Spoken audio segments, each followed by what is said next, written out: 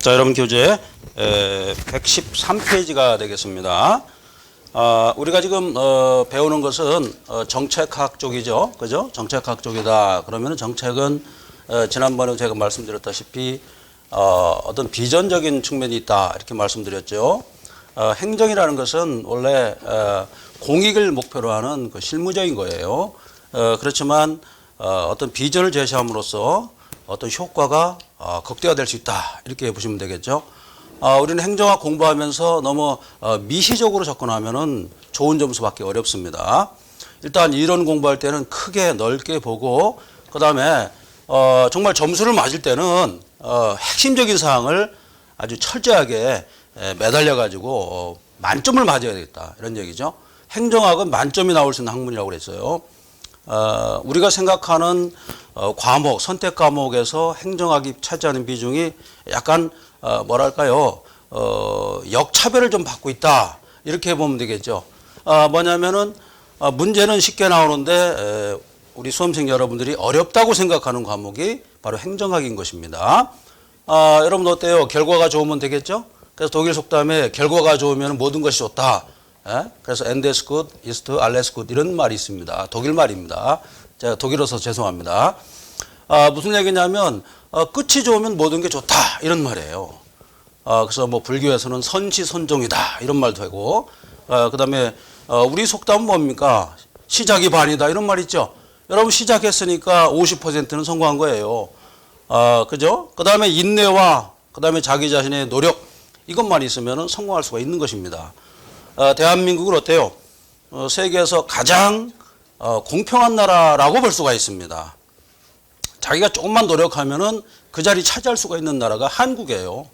그래서 자기 자신을 잘 컨트롤하면서 조금만 노력하고 조금만 자제를 한다면 여러분이 목표로 하는 공무원 시험 패스하고 남습니다. 자, 113페이지예요. 정책 평가 결과와 활용과 정책 변동의 의미 이렇게 되어 있는데, 자, 우리 정책이 이렇게 있는데, 정책을 하게 되면은 정책이 항상 유지되느냐? 그렇지 않죠.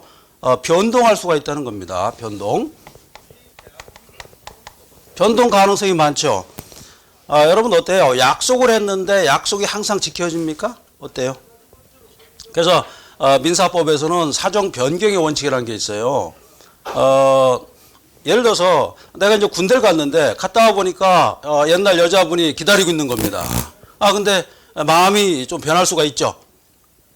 그렇죠. 물론 약속은 지켜야 하는데 이렇게 마음이 변할 수 있는 거 이런 것이 바로 인간사라는 거예요. 정책도 마찬가지죠. 계속 변할 수가 있어요. 그러한 가능성을 열어둬야겠죠. 자, 그래서 정책 평가에 대한 활용과 정책 변동의 의미 이런 제목이 지금 20절에 나와 있습니다. 자, 평가 결과의 활용이라는 게 있는데 정책이 있었고 정책에 따른 어떤 결과가 나왔겠죠. 결과가 나오면 평가를 해야겠죠. 그죠? 이런 순서로 간다는 겁니다. 평가. 근데 평가가 나오는데 평가에 따라서 정책이 바뀐다든지, 그죠? 그 다음에 계승된다든지, 이러한 어떤 절차를 밟는다는 겁니다. 자, 그래서, 정책 변동의 유형을 말이죠. 거기 보면은, 헉 후드 또는, 피터스, 이 두 사람이 정책 변동에 대해서 크게 세 가지로 분석했다는 겁니다. 거기다가 이제 중요 표시 좀 해주세요. 세 개만 해주세요. 첫 번째가 뭐냐면 정책을 혁신해야겠다. 첫 번째가 혁신이라는 게 있어요. 혁신. 자, 여러분들 혁신이라는 의미는 뭡니까? 기존에 했던 정책을 바꾸는 거죠. 완전히 바꾸는 것이다. 완전히 뒤집어 엎는 것이 혁신이죠. 나는 올해 혁신적인 삶을 살아야겠다. 이건 뭡니까? 작년에 했던 어떤 라이프 스타일을 2016년대는 새로운 비전을 가지고 바꾸겠다는 얘기예요. 이걸 혁신, 바꿨다 이런 뜻이죠. 두 번째는 뭡니까? 지난번에 했던 정책이 맞는 것 같아요. 그래서 유지해야겠다 이런 변동입니다. 이거 유지도 변동의 일종이에요. 자, 여러분들 여기 말이죠. 탁자가 있습니다. 탁자가 지금 움직이고 있습니까? 아니면은 정지하고 있습니까? 우리가 볼 때는 정지하는 것처럼 보이지만 이것도 움직이고 있어요. 여러분들 과학하시는 분 좀 생각할 거예요. 어떤 돌이 있을 때 그 돌도 움직이고 있습니다. 움직임이 작았을 뿐이죠. 자, 여기서도 마찬가지입니다. 이 유지도 말이죠. 변동은 했죠. 근데 변동이 아주 미세했다는 거예요. 아시겠죠? 이렇게 해석을 해야 됩니다. 다음번에 뭐냐면 정책의 승계가 있어요. 세 번째는 승계. 이 승계라는 건 뭐냐면 예를 들어서 A라는 정책이 있었다. 그러면은 다음에 말이죠. A라는 정책을 어느 정도 유지하고 A-라는 정책을 플러스 시킨 그런 개념이다. 이렇게 볼 수가 있어요. 자, 혁신 같은 건 어때요? A라는 정책이 있었다. 그러면은 B라는 정책으로 완전히 바꾼 거죠. 그 다음에 유지는 뭡니까? A라는 정책이 있었으면 A라는 정책이 계속 가는 거죠. 그죠? 이런 식입니다. 자, 이런 세 가지 유형을 분석했던 유명한 학자가 바로 패터스라고도 합니다. 상관없습니다. 자, 그 다음에 마지막으로 하나가 있는데 정책을 하지도 않고 말이죠. 아예 종결시키는 거 있다. 네 번째가 하나 또 있습니다. 이런 건 뭐 중요한 게 아닌데 종결해버린다. 새로운 것을 시작하려고 종전했던 정책을 없애버리는 거. 뭐 우리 정책학에서는 그게 중요한 건 아니겠죠. 여러분들 우리가 이 정책학 지금 행정학을 배우는데 행정학에서는 우리가 가장 큰 목표가 뭐라고 그랬습니까? 공익을 추구한다고 그랬죠. 공익이 가장 포커스입니다. 그렇죠. 어떤 불특정 다수의 사람을 위해서 어떤 정책을 핌으로써 이 사람들의 공익을 좀 더 효율적으로 보장해 줄 수 있는가. 바꿔서 얘기하면 뭡니까? 헌법 정신에 얼마나 부합하게 행정을 펼 수 있을 것인가라는 것에 초점을 뒀다는 거예요. 아시겠죠? 자, 이렇게 생각한다면 우리 지금 행정학이 되게 재밌어요. 왜냐하면 이 외국의 논문을 갖다가 우리가 정리한 거잖아요. 그죠? 그러다 보니까 외국의 논문, 유명한 학자들의 논문을 정리했죠. 서론, 본론, 결론 있는데 결론 부분을 또 정리한 거예요. 자, 이렇게 볼 때 우리 행정학이 약간 붕 뜬 그런 기분이 들죠. 구름과 같다 이렇게 봤죠. 대신에 시험은 아주 쉽게 출제된다. 그래서 최소한 500문제만 잘 풀면은 100점이 맞는다. 이렇게 제가 말씀드렸어요. 자, 2번 정책 변동의 유형 별표 한 3개 치세요. 자, 그래서 정책 유지와 정책 승계, 그 다음에 뭡니까? 종결까지, 그게 4가지. 어떻게 보면 3가지라고 볼 수가 있죠. 종결은 빼고요. 그죠? 그래서 사람도 생로병사 이렇게 있죠. 여러분도 어디에 해당합니까? 생에 해당하죠. 자, 그러면 인생에서 몇 단계예요? 1단계밖에 없습니다. 1단계 지금 살고 있는 거예요. 여러분들 인생의 고비가 몇 번 있다고 그랬어요? 99곱이죠. 여러분들 몇 곱이 넘겼어요? 딱 2곱이 넘겼습니다. 태어날 때 1곱이. 그죠? 그 다음에 애인하고 헤어질 때 2곱이. 아직 결혼 안 하셨죠? 그때부터는 3곱이째 들어가는 거예요. 아시겠습니까? 생로병사예요. 생로병사. 누구나 똑같아요. 2000년 전에 어떤 이름 모를 국가에서 늙어 죽어간 사람이 있었겠죠? 태어난 사람이 있었겠죠? 우리도 똑같습니다. 그래서 역사는 반복된다. 나도 역사의 일부분인 거예요. 역사라는 것은 사건의 연속을 말하죠. 그죠? 자, 그 정도 보시고 그 다음에 사바티어의 정책 지지 연합 모형이라는 게 있습니다. 그거 문제를 나중에 풀면 알게 되는데 좀 중요합니다. 별표 하나만 치세요. 이 사람은 말이죠. 문제 뭡니까? 정책 지지 연합이라는 말을 썼습니다. 그래서 어떻게 나눴냐면요. 거기 보면은 분석 단위에 의해서 나눴습니다. 거기 보면은 정책 하위 체계를 지칭한다. 분석 단위는. 그 다음에 정책 지지 연합의 신념 체계를 말한다. 그 다음에 정책 지지 연합과 정책 중개자 이런 말을 썼습니다. 근데 이 사람은요, 정책 하위 체계라는 게 있어요. 여기에 영향을 주는 요소에 대해서 잠시나마 연구를 했던가 봐요. 얼마나 길게 연구했는지 모르겠습니다만 어쨌거나 문제는 한 문제가 들어가 있습니다. 문제집에는. 그러니까 좀 짧았겠죠. 아무래도. 자, 거기 보면은 첫 번째가 상대적으로 안정적인 변수가 있다는 겁니다. 이것은 정책 집행의 하향식 어떤 모형에서 도출됐다. 여러분 제가 하는 말 잘 이해가 못 가죠? 이해가 안 갈 거예요. 왜냐하면 지금 앞에 문장, 그 다음에 중간 문장 다 떼고 결론만 말씀드리는 거예요.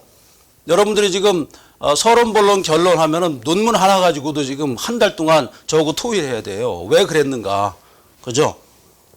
논문 하나 가지고 이 채광권이 될 수가 있어요. 그죠? 그러니까 여러분들은 지금 시험 공부를 하는 겁니다. 항상 나는 시험 공부에 임하는 수험생이다 이런 각오로 지금 덤벼들어야지 내가 예를 들어서 뭐 영어를 하는데 영문학 학자처럼 공부하면 안 된다는 거예요. 아시겠죠? 우리는 실무가가 되기 위한 그런 루트를 밟고 있다 이렇게 보시면 됩니다. 자, 그 다음에 동태적인 외부 사건의 충격. 자, 여러분들 이 정책이 있는데 결국 정책도 어떤 외부적인 거에 의해서 좌우되는 거 아니겠습니까? 그죠? 이런 얘기예요. 자, 여러분들, 여러분들이 지금 인생을 사는데 나 자신에 의해서만 인생이 좌우될까요? 그렇지 않죠. 주변에 의해서 내가 엄청나게 우지좌지 된단 말이에요. 그죠? 정책도 마찬가지도 나는 가만히 있으려고 그러는데, 그죠? 옆에서 말이죠. 이거 잘못했다. 말이 많아요. 그죠? 그래서, 시비 거는 사람이 많죠. 그러다 보니까 정책이 변동된다. 이걸 지금 말씀하고 싶은 거예요. 이 책에서는. 그죠? 정책은 가만히 있을 수 없다. 자꾸 바뀐다. 좋은 방향으로 바뀌었으면 한다. 이 얘기를 지금 쓴 겁니다. 이 정도만 보시면 됩니다. 자, 그 다음에 정책은 말이죠. 학습이 될 수가 있어요. 학습. 여러분들, 우리가, 어떤 문화 속에 지금 살고 있죠. 문화라는 게 가장 중요한 특징 중에 하나가 학습된다는 거예요. 정책도 어떤 문화의 어떤 테두리에서 본다면 그 속에 들어갈 수 있는 그런 범주다 이렇게 볼 수가 있어요. 학습된다 이런 얘기죠. 자, 어떤 사람이 범죄를 저지르려고 했는데 자기가 엄청 착하게 태어났어요. 근데 학습을 받을 수가 있죠. 갑자기 말이죠. 칼을 가는 연습, 그 다음에 모형 총을 만들어 가지고 한번 쏴봐 이러죠. 정말 쏴봤더니 사람이 맞아 죽었다. 그러면은 과실치사죄가 되는 겁니다. 죄가 되는 거예요. 왜? 학습을 했기 때문에. 그래서 우리는 환경과 그다음에 유전적인 측면이 매우 중요한데 21세기 들어와서는 유전적인 측면이 더 중요했다 이런 얘기예요. 아시겠죠? 환경적인 측면. 자, 우리가 환경적인 측면을 무시할 수가 없다. 자, 그래서 두 가지 상황에서 우리가 나누는 것이 의사 결정론과 나중에 나와요. 그 다음에 환경 결정론이 있습니다. 이건 임의 결정론, 임의 의사론이라고 그러죠. 임의 의사론이 나오는데, 사람이 말이죠. 환경을 지배할 수 있다. 이렇게 생각하는 것이 임의 의사론입니다. 근데 환경 결정론은 뭐냐? 사람 말이죠. 환경에 의해서 전적으로 지배당한다. 이렇게 본 거예요. 자, 여러분 어떻게 생각하세요? 우리가 환경을 지배할까요? 아니면 환경이 우리를 지배할까요? 뭡니까? 상호관계다. 이렇게 볼 수가 있죠. 보충관계다. 이렇게 볼 수 있어요. 그래서 지금은 이원설이 다수설입니다. 이원설. 두 가지 다 상호 작용한다. 이렇게 본 거예요. 자, 그렇게 보시고. 자, 그 다음에 한국의 정책평가제도 무엇이 있는가 또 살펴봐야겠죠. 그죠? 자, 2007년도에 정부 업무 평가 기본법이라는 게 있습니다. 줄 한번 그시고요. 이건 뭐냐면 정부 업무 평가를 말이죠. 자율적으로 평가한다. 이렇게 보시면 돼요. 자율적. 자, 우리가 한 것은 우리가 자율적으로 평가할 테니까 제3자인 뭡니까? 외부에서 평가 좀 하지 말아달라. 물론 외부 인사가 들어오겠죠. 평가위원단이라는 게 있는데 어쨌거나 정부에서 주체가 돼가지고 하는 거 아니겠습니까? 그러니까 어떻게 보면은 자율적으로 한 거예요. 자, 우리가 행정학 시험도 그렇고 다른 시험도 그렇고 절대적으로 답이 되는 건 없습니다. 우리가 볼 때 이거 완벽하게 답이 되겠구나. 천만의 말씀이에요. 영어 문제도 마찬가지입니다. 영어 문제도 다음 중 틀린 거 골라라. 외국에서 쓰지 않는 용어도 많아요. 그죠? 알 수가 없습니다. 좀 러프하다고 그러죠? 좀 부드럽지 못한 영어를 쓴 경우도 있습니다. 이런 거 틀렸다고 해도 할 말이 없는 거예요, 원래. 그렇지만 가장 틀린 거, 가장 옳은 걸 골라야겠죠. 그죠? 방법이 없는 거예요. 자, 그 다음에 평가 결과 활용 그 부분이 있죠. 뒤에 이제 법이 나오는데 국가재정법이라는 게 있습니다. 국가재정법. 그 별표 좀 하나 치세요. 자, 우리가 행정학도 학인데 말이죠. 부속 법령이 한 40개 됩니다. 자, 참고로 행정법은 부속 법령이 몇 개일까요? 기본적으로 공부할 게 60개가 넘어요. 행정학도 40개 됩니다. 그 중에 대표적인 것이 국가재정법입니다. 국가재정법에서 가장 포인트는 뭐냐? 국가재정법상 말이죠. 평가를 몇 년에 한 번씩 하느냐? 이게 시험 나옵니다. 몇 년일까요? 3년입니다. 3년. 자, 평가는 3년에 한 번씩 한다. 이렇게 보시면 됩니다. 시험에 나오겠습니다. 국가재정법이 매우 중요했다. 그래서 3년에 한 번씩 평가를 받는다는 겁니다. 이런 게 상당히 중요해요. 그래서 우리가 이 법 조문을 보면은 말이죠. 9라든가 2라든가 그다음에 8 이런 건 답이 아니에요. 보통 3년, 5년, 10년, 15년, 20년 이렇게 되어 있습니다. 아시겠죠? 문제 풀 때도 참고를 해 주시기 바랍니다. 숫자가 나왔을 때도 가급적이면 자주 나오는 숫자가 있다. 이렇게 보시면 돼요. 자, 그 다음에 이제 기획이론이 나와 있는데, 우리가 갑자기 말이죠. 정책학을 공부하는데 갑자기 기획이란 말이 나온단 말이에요. 그래서 정책과 기획이 어떻게 차이 나는가 좀 보겠습니다. 정책과 기획은 어떤 뭡니까? 규모 면에서 차이가 날 수가 있어요. 그래서 규모가 정책은 크다. 큰 규모를 말합니다. 그 다음에 정책은 말이죠. 불특정 다수가 대상입니다. 이게 대상이고, 반면에 말이죠. 그 다음에 정책은 또 일반적인 성격을 가지고 있어요. 이에 반해서 기획이라는 겁니까? 쉽게 말해서 정책이라는 것은 저너럴하다 이런 얘기죠. 그러나 기획은 뭡니까? 스페셜하다 이렇게 볼 수가 있어요. 무슨 얘기예요? 이것은 규모가 좀 작습니다. 규모가 작다. 그 다음에 특정적이겠죠? 그 다음 뭐예요? 일반적인 것이 아니라 뭡니까? 구체적이다 이런 얘기죠. 구체성을 띈다. 아시겠죠? 이런 어떤 성격을 가지고 있다 이렇게 보시면 됩니다. 자, 우리가 지금 행정학을 지금 거의 반을 지금 공부하고 있습니다. 할 게 없었죠? 특별히 할 게 없습니다. 제가 항상 강조하지만 행정법 공부하는 게 10분의 1, 그 다음에 영어 공부하는 거에 100분의 1만 투자해달라. 그러면 만점이 나온다. 아시겠죠? 무슨 얘기냐? 하루에 1시간 정도만 계속 워밍업 하듯이 하면은 만점이 나오는 과목이 바로 행정학이다 이런 얘기예요. 자, 정책이 뭔가, 그 다음에 기획이 뭔가 거기 나와 있는데 영어로 하면 플래닝입니다. 플래닝. 자, 거기 기획 줄구세요. 특정한 목표를 달성하기 위해서 최상의 이용 가능한 방법을 개발하는 과정이 바로 기획이다. 이런 얘기입니다. 그 줄 한번 쭉 보세요. 그 다음에 이제 행정 과정은 어떻게 되느냐면 이렇게 나중에 이제 환류 모델까지 해가지고 목표 설정 이런 식으로 간다 이런 얘기입니다. 그 정도 보시고. 자, 그 다음에 다른 거 다 볼 필요 없습니다. 나중에 문제 보시면 알겠지만 이 부분에 대해서는 시험이 거의 안 나옵니다. 나오질 않아요. 이거는 어떤 학문어인데 베이스적인 거예요. 알겠죠? 기초를 까는 그런 공부지 이게 시험에 나오진 않습니다. 자, 그 다음에 115페이지입니다.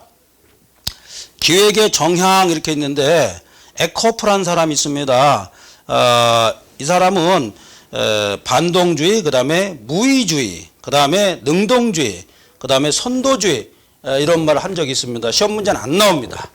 에코프라는 사람이 있었다라는 것만 몰라도 되겠죠. 이 정도만 알면 되겠습니다. 자, 그 다음에 이제 5번을 보세요. 기획의 원칙이 있는데 목적성 원칙 줄만 보세요. 시험에 문제집에 들어가 있지는 않습니다. 아시겠죠? 문제에 들어가 있는 건 제가 나온다고 그럴 거예요. 그 부분은 에너지를 좀 저축해 놨다가 거기서 폭발시켜야겠죠. 항상 에너지를 폭발시키면 되겠어요? 누구나 가지고 있는 능력은 100입니다. 똑같아요. 100을 얼마나 분배시킬 수 있는가. 이게 바로 그 사람의 능력이 되는 것입니다. 아시겠죠? 자, 그 다음에, 자, 이 기획은 말이죠. 단순해야 된다. 컴플렉스 하면 안 됩니다. 상당히 단순해야 된다. 아시겠죠? 단순성의 원칙이라고 그러죠. 간결성의 원칙이라고 합니다. 그 다음에 기획은 정책과 달리 탄력적이어야 된다. 자, 여러분들, 기획은 규모가 작기 때문에 탄력적으로 할 수가 있겠죠. 그죠? 탄력적이다. 자, 탄력적인 거와 관련 있는 우리의 행정학의 원칙이라는 게 있었죠. 프린서플이 있었는데 뭡니까? 대응성의 원칙이라는 게 있었죠. 수요자가 요구하는 바대로 빨리 대응할 수 있는 거. 이게 바로 대응성의 원칙입니다. 우리가 나중에 끄트머리 갈 때까지 그 얘기가 계속 나오는 거예요. 지금 여러분들 행정학이 지금 여러분들 이렇게 갔다가 말이죠. 어느 단계 왔냐면 2단계예요. 2단계. 아시겠어요? 이 뒤에 말이죠. 말이 몇 개의 파트가 있지만 요거밖에 안 됩니다. 우리가 공부한 거 지금 정책 앞부분과 그죠? 그다음에 행정학 기본 이론 이게 바로 한 70%를 차지해요. 나머지는 이론도 없습니다. 얼마나 웃겨요. 쭉 빠져나가는 거예요. 앞부분 좀 어려웠죠? 그러니까 우리 수험생들이 앞부분에 대해서 이해를 잘 못했단 말이에요. 뭐 행태주의니 그죠? 무슨 관리, 행정관리설. 멋있죠? 할 게 없습니다. 아시겠죠? 요 단계 왔다는 걸 여러분들 알고 있어야 됩니다. 뒤에는 많이 남은 것 같죠? 이 큰 산을 넘었단 말이에요. 아시겠죠? 자, 그 다음에 예측 가능성의 원칙, 안정성의 원칙 이런 게 쭉 있습니다. 계속성의 원칙이 있고 마지막에 포괄성 원칙이 있습니다.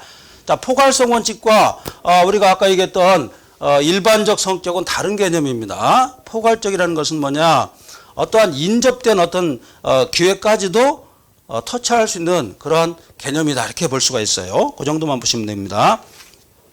자, 여기까지 해가지고 파트 넘겨보세요. 파트 2가 끝났죠. 자, 파트 1과 파트 2까지가 50%예요. 시험 문제도 거의 뭐 한 반 이상이 나오겠다. 이렇게 볼 수가 있어요. 뒤는 이론이 없습니다. 큰 이론 없어요. 아시겠죠? 여러분들은 큰 고비를 넘긴 겁니다. 일반 이론과 정책학을 어느 정도 줄기를 잡은 거란 말이에요. 아시겠죠? 그런 다음에 문제를 다이렉트로 해가지고 풀면 되는 겁니다. 아시겠죠?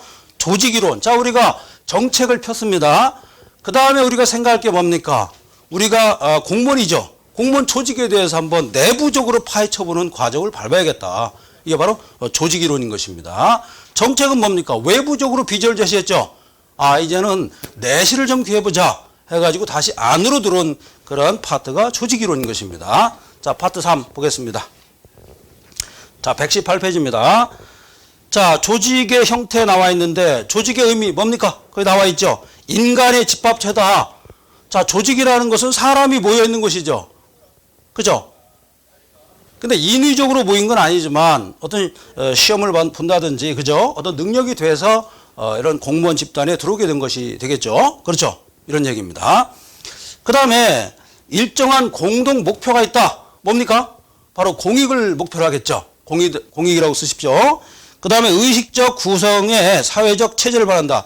의식이 없으면 조직이 아니죠. 어떤 특정의 의사를 가지고 어떤 행정기관에 들어왔겠죠. 그죠? 이런 얘기입니다. 자, 그 다음에 뭐 즉 이런 말이 있는데 똑같은 말 반복한 거죠. 즉 조직 자체가 목표를 가지고 있고 인간이 또 구성되어 있고 그 다음에 공식적인 구조와 과정을 거친다. 이런 얘기입니다. 자, 여기서 중요한 말이 하나 나와요. 공식적인 조직을 갖는다. 이런 얘기입니다. 조직은 물론 비공식 조직도 있어요. 그러나 우리가 공부하는 행정기관에 해당하는 조직은 공식적이란 말이에요. 비공식으로 할 수가 없죠. 제가 지난번에 한번 국정원에 갔더니만 옛날입니다. 뭐 음지에서 일하고 양지를 뭐 추구한다 이렇게 돼 있는데 가자마자 돌이 소보다 한 3배쯤 되는 돌이 있더라고요. 거기다 써 있습니다. 누가 새겼는지. 근데 이번에 바뀌었습니다. 뭐라고 썼는지 몰라요. 복잡하게 바뀌었어요. 그죠? 옛날에는 음지에서 일하고였는데 그게 아니에요. 뭐 앞으로 뭐 국민을 위해서 뭐 봉사한다 이렇게 바뀌었습니다. 자, 이 얘기는 뭐냐? 하물며 국가정보원도 공식적 기관이라는 건 거예요, 지금. 그죠? 공식적 조직이지. 옛날에는 당신 어디서 근무하냐 그러면은 회사 이름을 댔단 말이에요. 그죠? 어디 이름 없는 회사 이름을 갖고 대게 무슨 과장 이렇게. 지금은 그렇게 하면 안 된다는 거예요. 아시겠죠? 자, 거기 보면 사람이 많습니다. 이 3번 보세요. 블라우와 스콧. 사람 이름만 알아두십시오. 그 다음에 카츠와 칸. 자, 5번. 엣지온이 나왔죠. 엣지온이 조직의 형태. 자, 엣지온이는 별표 4개 치세요. 시험에 계속 출제되고 있습니다. 이 사람은요, 조직의 형태를 크게 3가지로 구별했다는 겁니다. 암기해 주세요. 강제적 조직, 그 다음에 공리적 조직, 그 다음에 규범적 조직 3가지입니다. 암기 좀 해주세요. 자, 그 정도 보시면 되겠고. 그 다음에 이제 7번을 보시면은 조직의 5가지 구성 부분이 있는데, 역시 시험엔 출제되지 않고요. 단순 구조가 있고, 기계적 관료제가 있고, 전문적 관료제, 그 다음 사업부제, 할거제, 그 다음에 마지막에 에도크라시라는 게 있습니다. 에도크라시 별표 한 4개 치세요. 자, 뭡니까? 여기에 대한 개요를 제가 설명드릴게요. 자, 조직을 우리가 만들었는데 말이죠. 조직을 만들었는데, 조직이라는 것은, 우리가 생각하는 조직은 뭐냐면, 이런 얘기예요. 관료제와 비슷한 개념이에요. 이렇게 보면 됩니다. 관료제란 개념으로 우리가 파악을 했었는데, 에도크라시는 뭐냐? 에도크라시는 이런 관료제에서 탈피해야 된다는 이론이 에도크라시입니다. 즉, 다양한 전문가들 영입해가지고 어떤 조직을 구성해야 된다. 이게 바로 에도크라시입니다. 그래서 이거에 반대되는 개념이다. 그래서 에도크라시가 있죠. 에도크라시는 전문가 집단을 영입합니다. 전문가 집단을 영입해서 조직의 전문성을 추구하는 그러한 조직 체계, 이것을 에도크라시라고 그러는데 요거 별표 4개 치세요. 자, 그래서 이제 119페이지에 표가 나와 있을 겁니다. 비교했죠? 단순 구조. 그거는 저 붉은 펜으로 좀 줄 좀 보세요. 비교하는 게 시험에 출제되고 있습니다. 자, 중요 표시해 주시고. 자, 단순 구조 같은 경우는 소규모 생산 조직에서 상당히 좋은 방법이고요. 그 다음에 기계적 관료제는 대량 생산할 때, 여러분들 그 자동차라든가, 그죠? 컴퓨터라든가, 아니면은 전자산업 같은 경우는 자동 많이 대량 생산하죠? 거기에 맞는 것이 바로 기계적 관료제다, 이런 얘기고. 그 다음에 전문적 관료제는 종합병원, 그거 줄구세요. 종합병원. 자, 병원에 입원했는데 말이죠. 대량으로 의사 수가 엄청 많습니다. 그게 좋은 게 아니죠? 전문성을 띠는 의사가 하나 있어야겠죠? 예를 들어서 뭐 내가 간이 안 좋은데 일반 의사가 수술했다. 실패할 확률 많죠. 간에 전문가가 있어야죠. 간에 대해서 배만 만져봐도 이 사람이 초기인지 중기인지 말기인지 회복될 가능성이 있는 건지 아니면 중국에 가서 이식 수술을 해야 될 건지 파악 금방 되죠. 아마추어는 어땠습니까? 일단 배를 오픈해 봐야겠죠. 오픈하다가 죽어요. 그러나 베테랑 의사는 어떻습니까? 얼굴 안색만 봐도 알죠. 그죠? 얼굴 색이 딱 보니까 황달기가 심하고 말이죠. 핏기가 없습니다. 그럼 곧바로 중국 북경 가는 비행기 티켓을 끊어줘야겠죠. 그런 다음에 북경에 있는 국립의료원 뭡니까? 간질환 전문의한테 전화를 하겠죠. 중국말로. 빨리 간 바꿀 준비하라. 그럼 우리나라 그 뭡니까? 환자는 비행기 타고 북경 가겠죠. 마취한 다음에 올 때는 어떻습니까? 누구 간 가지고 와요? 중국 사람 간 가지고 와요. 저는 중국 간 이식 해가지고 밥맛이 좀 떨어질 것 같은데, 왜냐하면 다른 사람 간이 내 뱃속에 와 있다 생각해봐요. 어때요? 기분이 좋겠습니까? 아무리 생명이 오래가 연장한다고 해도, 그죠? 좀 알 수가 없습니다. 인생이라는 게 알 수 없다. 그죠? 알 수 없습니다. 그 다음에 이제 사업부제, 그 다음에 할거적 양태 익었는데, 이건 뭐냐면, 자, 줄구세요. 사업부제는 대기업 계열사를 말합니다. 자, 사업부제는 어떤 성격을 가지고 있느냐. 응집력이 어때요? 응집력이 좀 약할 수가 있다. 이게 약할 수가 있다. 사업부제는. 아시겠죠? 응집력이 약할 수가 있다. 자, 계열회사가 있는데 가령 어떻습니까? 삼성그룹도 마찬가지고 우리나라 10대 그룹이 다 똑같아요. 계열회사가 있으면 계열회사 대표이사 회장이 컨트롤할 수 있어요? 잘 못합니다. 말 안 듣죠? 약간 느슨한 결합 상태를 가지고 있다. 계열사는. 그죠? 그런 얘기입니다. 그래서 대기업 계열사를 말한다. 자, 문제가 출제될 수가 있죠. 대기업 계열사에 해당하는 뭡니까? 조직의 5가지 형태 중에 하나는 뭐냐? 사업부제다. 이렇게 보시면 되겠습니다. 그 다음에 제일 중요한 게 바로 에도크라시인데 이건 뭐냐? 연구소, 그 다음에 어떤 참모, 스태프를 말합니다. 스태프입니다. 에도크라시는 뭐냐? 아까도 얘기했지만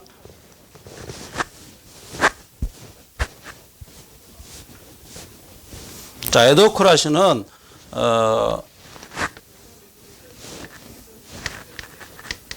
조직이 있습니다. 정부 조직이 있을 때 정부 조직은 기본적으로 관료제라고 그랬죠. 관료제는 어떤 타성에 젖을 수가 있어요. 그죠? 타성이는 매너리즘에 빠질 수가 있단 말이에요. 그래서 우리 같은 사람이 어디 가서 말 한마디 하잖아요. 그럼 깜짝 놀라요. 아이디어가 너무 좋다고. 왜? 우리 같은 사람들은 그냥 자연과 벗삼아서 산책도 하고 말이죠. 그죠? 그 다음에 여러 사람이 모여있는 시장에 가서 순댓국도 먹고 말이죠. 그죠? 그 다음에 어디 뭐 호텔 같은 데 가서 커피도 우아하게 먹고 이러잖아요. 근데 일반 공무원들은 그렇게 못합니다. 그죠? 9시에 딱 출근해서 11시 59분에 점심 먹으러 뛰어가야겠죠. 그 다음에 점심 먹고 나서 1시 딱 되면 그 자리에 앉아있죠. 이런 것이 몸에 뱄기 때문에 매너리즘이 빠져있고 아이디어가 좀 부족할 수가 있어요. 그죠? 아이디어가 생기려면 경험이 풍부해야 되는데 이게 없단 말이에요. 그래서 전문가 집단,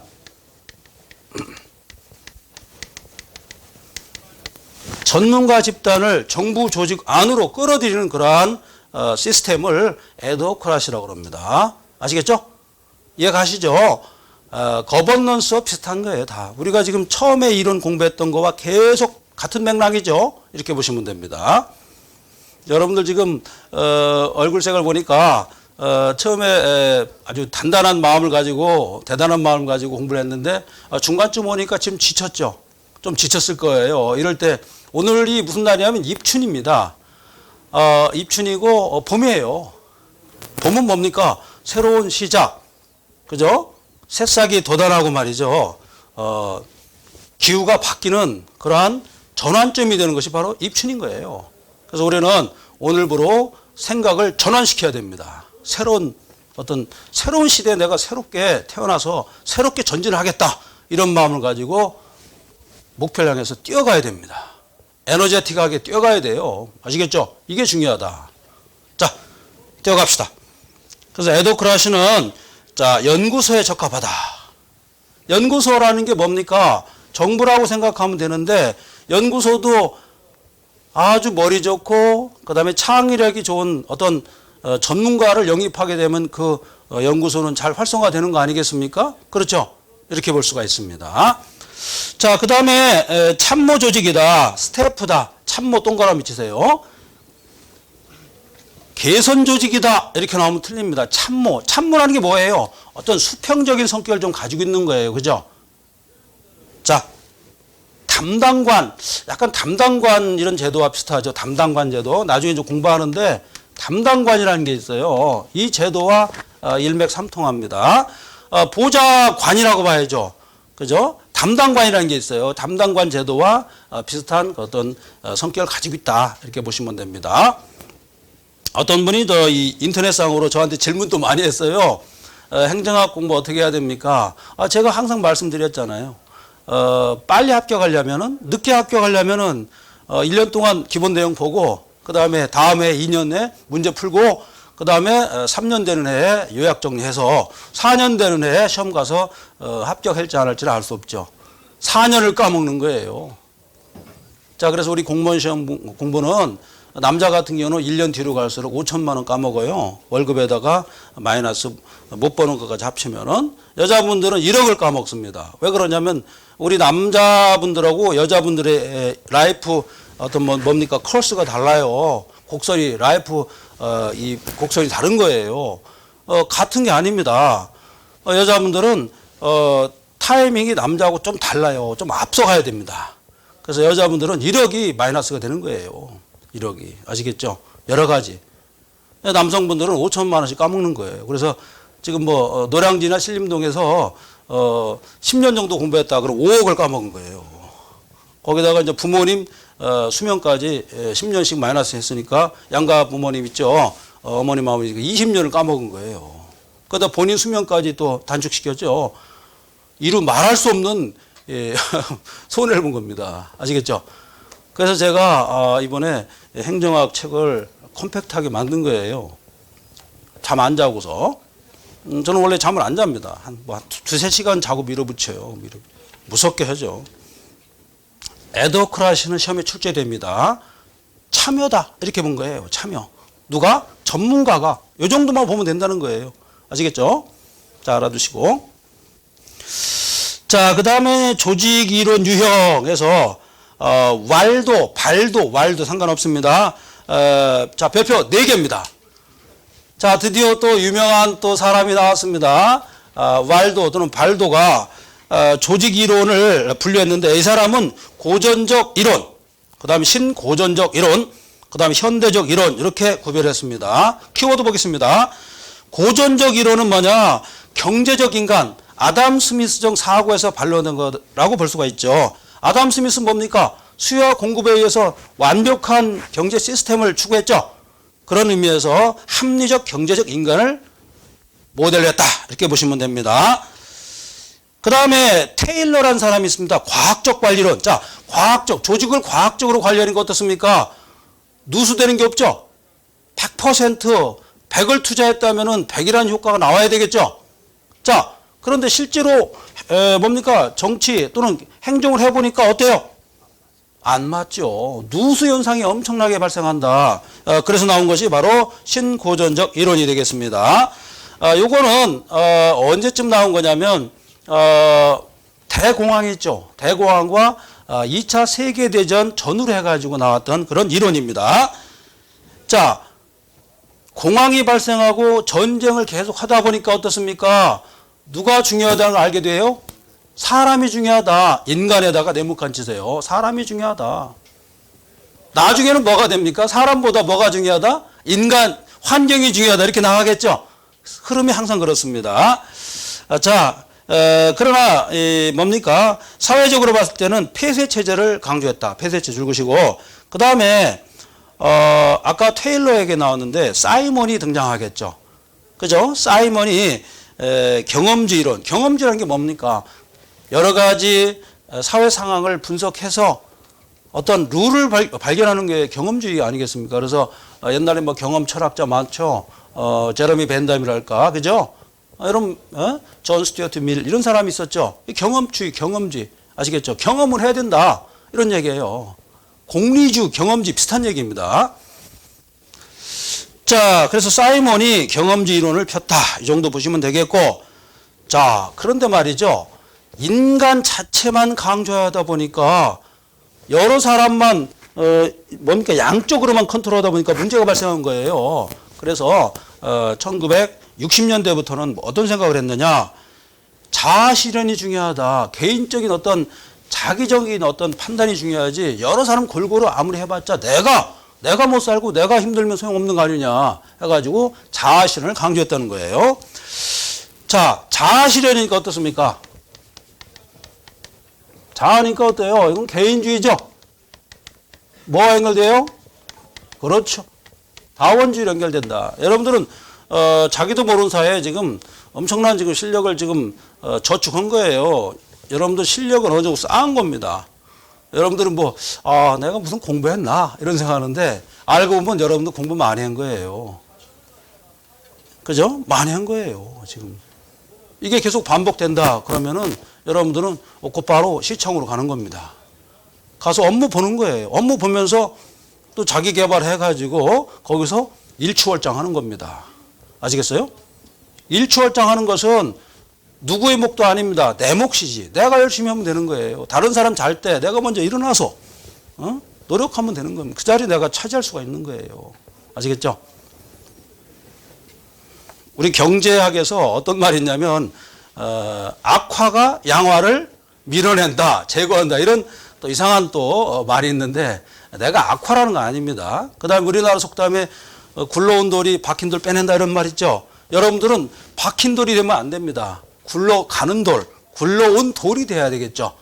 그럼 어때요? 원래 있던 돌보다 더 견고하고 어떻습니까? 단단하면은 박힌 돌 빼내겠죠. 그런 얘기입니다. 여러분들은 굴러오는 돌이 돼야 돼요. 박힌 돌이 되면 안 되겠습니다. 자, 그렇게 보시고, 왈도와 좀 쌍벽을 이룬 사람이 또 하나 있어요. 스콧이라는 사람이 있습니다. 스캇도 상관없습니다. 자, 지금 왈도와 스콧은 말이죠. 번갈아 가면서 시험에 출제되고 있습니다. 별표 한 4개 치세요. 중요합니다. 제가 아주 강조드리죠. 시험 문제 왈도와 스콧이 쫙 깔렸습니다. 여러분 나중에 기출문제, 제가 낸 문제 한번 보세요. 왈도와 스콧 문제가 20문제가 넘어요. 그 정도로 매번 출제되고 있다, 이런 얘기입니다. 이 조직이론에서는 아버지뻘이에요. 아버지뻘. 아시겠죠? 자, 거기 보시기 바랍니다. 폐쇄적 합리 모형 줄 그세요. 그 다음에 폐쇄적 자연 모형, 개방적 합리 모형, 개방적 자연 모형, 이렇게 돼 있는데, 자, 스콧은 말이죠. 4단계로 나눴다. 단계를 물어볼 수 있습니다. 자, 마지막 단계를 암기를 해주세요. 개방, 그 다음에 자연 모형이다. 개방 자연 모형. 요걸 좀 아셔야 됩니다. 이건 뭐냐면, 조직의 존속이나, 그 다음에 비합리적, 동기적 측면을 또 강조했다. 자, 비합리적 동기 줄구세요. 자, 여러분들, 자연으로 돌아가라, 이런 말 누가 했습니까? 장자크 루소가 한 말이에요. 근데 이 사람은, 비합리론자예요. 아시겠죠? 여러분들, 지금 영국과 미국이 있는데, 영국에 유명한 경제학자가 하나 있었습니다. 그 다음에 정치학자가 있었죠. 누굽니까? 삼권 분립 이론을 했던 사람 누굽니까? 몽테스큐에라고 있었죠. 몽테스큐에와 쌍벽을 이룬 사람이 루소예요. 근데 루소의 사상이 더 멋있죠. 그죠? 더 멋있고 몽테스큐의 사상을 빨리 받아들인 나라가 있었죠. 바로 미국입니다. 미국이 몽테스큐의 이론을 빨리 받아들여 가지고 세계 최강이 됐죠. 그 다음에 뭡니까? 영국은 로크의 이권 분립을 받아들여서 2번째 국가가 된 겁니다. 그 다음에 공자 맹제 사상을 받아들인 중국이 3번째 국가. 그 다음에 우리나라가 4번째 국가라 볼 수가 있어요. 일본은 좀 이따가 바다에 가라앉기 때문에 얘기하기 좀 어렵죠. 중국도 말이죠. 3분의 1이 없어져요. 100년만 있으면은. 아시겠죠? 3분의 1이 물에 잠깁니다. 일본은 후지산 정도만 남을까? 거의 다 없어져요. 그래서 일본 분들한테 참 삼가 이 명복을 좀 빌어야 할 것 같아요. 왜냐하면 섬이니까 이게 없어져요. 없어져. 되게 슬픈 나라예요. 자, 불쌍하죠. 자, 폐쇄 합리 모형은 말이죠. 합리적 사고 방식을 강조했다. 테일러입니다. 줄구세요. 테일러. 그 다음에 이제 폐쇄 자연 모형이라는 게 있습니다. 이건 사회적 관점과 환경 유관론을 강조했다. 자, 잘란이 그렇게 돼 있죠. 그 다음에 개방 합리 모형이 있습니다. 합리성에 초점을 뒀다. 이렇게 돼 있죠. 사람 많아요. 거기 보면은. 그죠?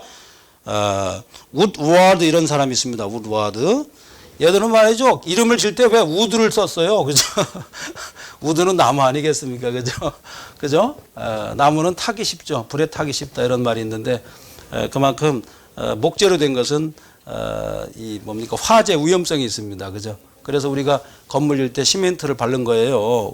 나무로 졌더니 아무리 예쁘게 져봤자 전쟁 한번 터지면 싹 없어지더라.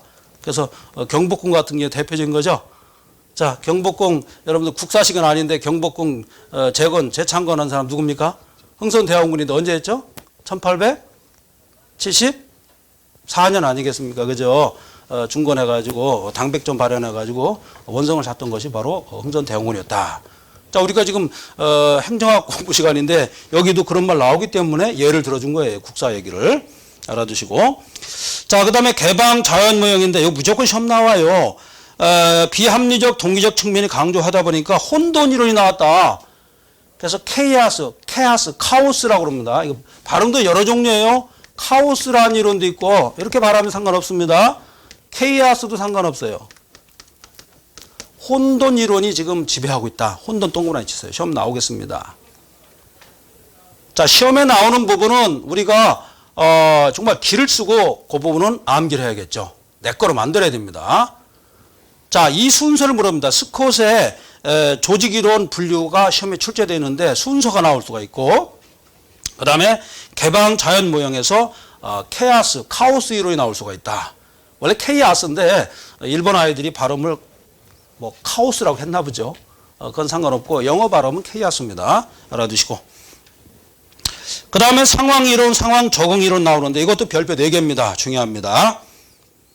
상황 이론의 의미를 물어봅니다. 자, 보세요. 모든 상황에 적합한, 즉 보편적 유일 최선의 방법은 없다. 없다는 거예요.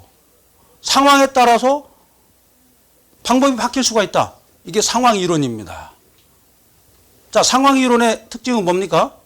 매우 탄력적이겠죠. 탄력적으로 적응할 수 있다. 조직 구성에 있어서 상황 이론은 조직도 말이죠. 상황에 따라서 커질 수 있고 작아질 수 있다. 이런 이론이죠. 예를 들어서 최근 금융권이 어렵죠. 그러다 보니까 뭡니까? 통폐합 많이 하죠. 이런 얘기가 똑같아요. 상황에 따라서 고객이 줄어드니까 점포를 폐쇄해줘. 이런 얘기예요. 조직에서도 그 조직이죠. 그것도. 물론 지금 얘기하는 것은 행정 조직을 말하고 이런 사조직과 비교해서 제가 말씀드리는 겁니다. 아시겠죠? 자, 그 정도 보시고요. 자, 근데 이 상황 이론은 말이죠. 자, 이걸 조심해 주세요. 상황 이론은 기본적 베이스를 뭐를 깔고 있었느냐? 체제 이론을 기본적 베이스로 깔았다는 거예요. 요게 포인트입니다. 자, 체제 이론은 어때요? 현 체제를 유지하고자 하는 그런 이론 아니겠습니까? 그죠? 근데 상황 이론은 어떻게 변동 이론이라고 볼 수가 있어요. 상황에 따라서 거기에 맞게끔 대처하자. 근데 기본 베이스는 체제 이론을 가지고 있었다는 거예요. 약간 구태의연했다 이런 얘기예요. 자, 이렇게 알아두시고 읽으세요. 체제론적 관점을 가지고 있었다. 그 다음에 중범위 수준의 분석을 했다. 자, 마지막에 이런 말이 있죠. 상황에 부합하도록 융통성 있는 조직 관리를 해야 된다. 마지막에 줄 보세요. 자, 지금 120페이지입니다. 2번입니다. 상황에 부합하도록 융통성 있는 조직 관리 해야 된다. 뭡니까? 바로 상황 이론이다. 이런 얘기입니다. 시험에 출제됩니다. 다음으로 로마자 4번 혼돈 이론 나왔죠. 카오스 시어리인데 케이아스 시어리 이렇게 될 수가 있죠. 자, 이건 뭐냐면 불규칙적인 형태, 그 다음에 결정론적 혼돈에 대한 질적 연구다. 자, 줄구세요. 카오스 이론은 결정론적 연구다 이렇게 볼 수가 있죠. 결정론적으로 연구를 했다. 이렇게 비결정론이 아닙니다. 그리고 혼돈된 상태에서 어떤 사건이 발생한다. 이렇게 볼 수 있는데 그 대표적인 예를 든 것이 바로 나비 효과입니다. 나비 효과 줄구세요. 버터플라이 티어리 에펙트라고 하는데 뭐냐면 아마존에는 나비가 말이죠. 여러분들 아마존 강은 세계에서 가장 유역이 넓은 강이에요. 제일 넓습니다. 그죠? 제일 폭이 넓은 강이 아마존 강이고 두 번째로 넓은 강이 여러분들 아는 황하강, 그 다음에 베트남으로 흘러간 메콩강이 세 번째예요. 이 제일 큰 강인데 여기가 나비가 이렇게 많아요. 열대 우림 지역이다 보니까 나비가 엄청 많습니다. 근데 말이죠. 하루는 이 나비, 병든 나비가 펄럭펄럭 했다는 거예요. 그러니까 옆에 있던 나비도 나도 펄럭, 저기 있던 나비도 펄럭, 갑자기 소용돌이가 돌았다는 겁니다. 이게 나비 효과예요. 버터플라이 에펙트 효과인데 갑자기 말이죠. 나비들이 다 펄럭거리네요. 매 수억 마리가. 갑자기 아마존 일대에 바람이 슬슬 일기 시작했다는 거예요. 이게 일면서 버뮤다 삼각지를 통과하면서 슬슬 회전을 하기 시작했다는 겁니다. 이게 말이죠. 플로리다 반도에 도착했을 때, 플로리다 반도 왼쪽은 텍사스주입니다. 거기 도착했을 때는 이게 토네이도로 바뀌었다는 거예요. 이게 버터플라이 에펙트 효과입니다. 첫 번째 그거고, 두 번째는 또 예를 들어줄게요. 1930년대 미국에 대공황이 있었는데 대공황의 원인 중에 하나가 뭡니까? 아주 말이죠. 노스캐롤라이나 그 조그만 은행이 파산 선고를 받았다는 거예요. 그러니까 이 은행에 돈 꿔준 좀 더 큰 은행이 또 파산 받았겠죠. 그러다 보니까 주 은행에서 또 파산. 나중에 보니까 워싱턴 DC까지 왔다는 겁니다. 워싱턴 DC에서 여러분들 루스벨트 대통령이 직무를 보고 있었어요. 갑자기 공황이 온 거예요. 공황이 와가지고 안 되겠다. 뉴딜 정책밖에 없다. 그래서 테네시강 유역을 댐을 건설합니다. 루즈벨트가. 루즈벨트는 뭐 좋은 사람은 아니죠. 미국에서는 상당히 멋있게 평가받았는데 우리나라하고는 사이가 좀 안 좋은 사람이에요. 이 사람이 연구했다는 거예요. 이거 바로 나비 효과 아니냐. 그죠? 이런 얘기예요. 그래서 유효수를 창출했다. 이런 얘기입니다. 자, 알아두시고 그 다음에 초기치 그 다음에 민감성. 초기치 민감성 줄 보세요. 초기치 민감성이 뭡니까? 자, 이런 얘기입니다. 나비가 말이죠. 초기에 민감하게 반응했죠. 이 병든 나비가 있는데 한 펄럭거리니 같이 펄럭거렸다는 거예요. 민감하게 반응했다는 겁니다. 자, 얼마 전에 우리가 메르스 공포에 시달렸죠. 민감했죠. 그래서 마스크를 다 샀죠. 저는 마스크 안 하고 다녔는데 왜냐하면 메르스 정도는 내가 겉은 이기겠다 이런 생각했습니다. 초기에 엄청나게 민감한 거죠. 없던 병도 막 생겼단 말이에요. 이것도 약간의 나비 효과 아니냐 이런 얘기죠. 다 마스크 하고 다녔죠. 몇 자만 나오면 뒤로 벌렁 넘어졌죠. 왜? 나도 메르스 아니냐. 일종의 버터플라이 에펙트 현상과 똑같지 않느냐 이렇게 본 거예요. 자, 초기치 민감도, 민감성 알아두시기 바랍니다. 그러다 보니까 어떻습니까? 병든 나비와 아마존 나비가 펄럭펄럭 했는데 여러분들 어떤 룰을 지키면서 펄럭거리겠어요? 아니면 아주 혼돈된 상태에서 펄럭거리겠어요? 쉽게 말해서 아주 이 복잡한 상태에서 펄럭거리겠죠? 그렇죠. 그래서 혼돈 이론이 나온 겁니다. 혼돈 속에 질서가 있다. 처음엔 혼돈이 있었지만 나중에 이제 질서를 좀 찾아가겠죠. 이런 이론이 바로 혼돈 이론이다. 이렇게 본 겁니다. 시험에 출제되겠습니다. 자, 120페이지에서 시험에 출제되는 것은 딱 세 가지입니다. 왈도의 이론, 스콧의 이론, 그 다음에 지금 얘기했던 상황 이론, 또 부가적으로 혼돈 이론 이렇게 출제되겠습니다. 100% 출제되니까 120페이지는 나중에 이제 공부했을 때 거의 뭡니까? 이 페이지만 삭감해야 돼요. 아시겠죠? 시험에 계속 출제되니까요. 제가 볼 때 시험 가장 많이 출제되는 페이지가 120페이지 같아요. 나중에 이제 문제 보면 한 30문제쯤 됩니다. 이거 관련된 문제가. 이거를 1페이지로 제가 줄여놨습니다. 자, 그 다음에 이제 121페이지입니다. 조직이론. 여기는 뭐 결정론이 있고 임의론이 있다. 결정론은 말이죠. 사전적으로 결정됐다. 이렇게 보는 것이고 임의론은 비결정론이에요. 결정되지 않았다. 아시겠죠? 이렇게 보시고 자, 그 정도 보시면 되겠습니다. 그 다음에 거시 조직 이론은 말이죠. 조직과 환경 사이의 어떤 관계를 말한다. 이렇게 볼 수가 있고 여기도 말이죠. 상황 적응론, 그 다음에 조직 경제학, 줄만 그대로 시험에 안 나옵니다. 조직군 생태학, 학문적으로 이렇다는 겁니다. 시험에 출제되지 않습니다. 조직군 생태학 나온 적 없습니다. 자, 그 정도 보시고 다음 페이지입니다. 122페이지 보면 환경에 대한 전략적 대응이 있는데 여기서는 좀 조심할 게 하나 있는데 전략적 선택 이론인 게 있습니다. 자, 전략적 선택 이론은 상황 이론과 반대되는 개념이다. 줄구세요. 그 1번 상황 이론에 대해서 비판을 가했던 것이 바로 전략적 선택 이론이다. 이런 얘기입니다. 자, 상황 이론은 뭡니까? 가장 합리적이고 가장 완벽한 어떤 대응 방법은 없다고 그랬죠. 그렇죠? 근데 전략적 선택 이론은 그렇지 않다는 겁니다. 자, 전략적 선택 이론은 선택을 했다는 건 뭡니까? 합리적으로 선택했다 이런 얘기죠. 자, 거기 보시면은 전략적 선택 이론은 상황 이론과 반대되는 개념이다. 이렇게 보시면 되겠습니다. 그래서 전략적 선택 이론 말이죠. 조직 내 정치 과정을 통해서 형성된다. 이렇게 보시면 됩니다. 조직 내 정치 과정입니다. 여기서 말이죠. 우리가 생각할 게 뭐냐면 행정학이 정치적 성격도 가지고 있다는 거예요.